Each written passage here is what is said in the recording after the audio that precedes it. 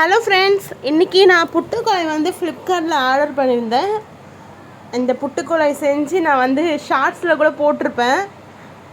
சரி, unboxing video லேட்டாக தான் போட்டிருக்கேன். அதாவது புட்டுக்குழாய் ஃபுல்லாக செய்கிறது போடலை, புட்டு வந்து வெளியே வர மாதிரி நான் வந்து போட்டிருப்பேன். நான் புட்டு எப்படி செய்யலாங்கிற வீடியோவும் அடுத்தடுத்து போடுறேன், கண்டிப்பாக போடுவேன். மறக்காமல் என்னோடய சேனலை சப்ஸ்கிரைப் பண்ணுங்கள். ரொம்ப சூப்பராக வந்துச்சு.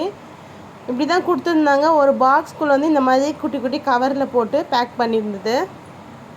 இதுதான் பார்த்திங்கன்னா தண்ணி, இதில் தான் அந்த கோடு இருக்குது பார்த்திங்களா, அது வரைக்கும் தான் தண்ணி ஊற்றி வேக வைக்கணும். அதுக்கப்புறம் சின்ன புட்டு, இது வந்து குழாய் புட்டு. ரொம்ப சூப்பராக இருந்துச்சு ஃப்ரெண்ட்ஸ். கண்டிப்பாக நீங்கள் கூட வாங்கி ட்ரை பண்ணி பாருங்கள். நம்ம நார்மலாக புட்டு இப்போ இட்லி பாத்திரத்தை வச்சு வேக வைப்போம், பட் இது கொஞ்சம் உண்மையாகவே ரொம்ப சூப்பராக இருந்துச்சு. இது வந்து சின்ன புட்டு, அதாவது வந்து நான் ஒரு 1 kg அளவுக்கு போட்டேன். அதாவது வந்து சிகப்பரிசி, பச்சை அரிசி 2 அரிசியுமே தனித்தனியாக வேக வச்சு போட்டிருந்தேன்.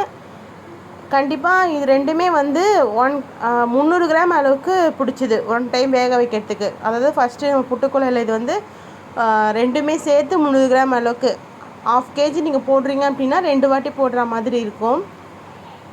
நம்ம வீட்டில் எவ்வளோ மெம்பர்ஸ் இருக்காங்களோ அதுக்கேற்ற மாதிரி நம்ம போட்டுக்கலாம். உண்மையாகவே ரொம்ப சூப்பராக இருந்துச்சு. நான் ஃபஸ்ட் டைம் ட்ரை பண்ணேன், ஆனால் எனக்கு ரொம்ப பிடிச்சிருந்தது.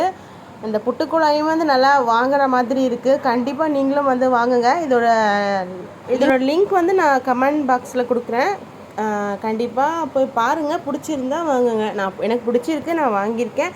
நான் செஞ்சும் பார்த்துட்டு அதோடய வீடியோவும் எடுத்து போடுறேன். தேங்க்யூ.